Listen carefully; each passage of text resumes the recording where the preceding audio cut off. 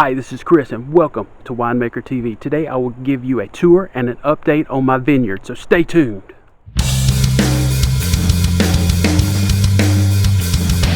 Here are my two Carlos muscadine vines I got from Isons. So if you need to get you some, it's isons.com, and I went with the T-post trellising system with a 9-gauge lead wire because that's what they recommend. And here is my Carlos, and when they get a little bigger I need to train them to these wires. It looks good, and I gotta prune it up and clean it up down here a little bit, but so far here's what I got.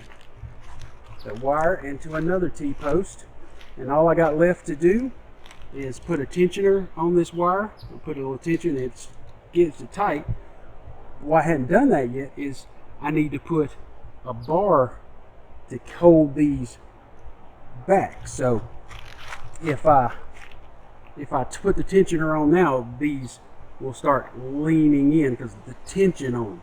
So what I'm going to do is put a 3-foot T-post right here and another cable running from the top down to it to hold this from the tension of the wire leaning it in.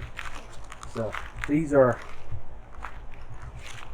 this is dead center, so I got 10 feet that way and 10 feet that way. And so this is the second year of these vines, so it should maybe produce next year, and I'll have some more grapes to make some wine out of.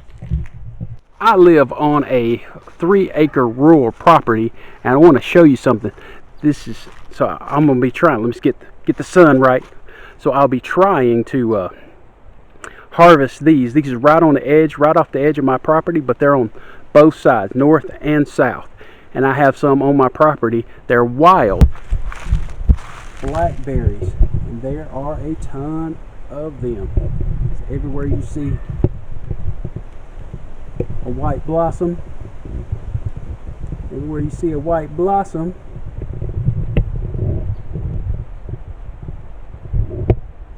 it's going to be a blackberry, which is going to be wine.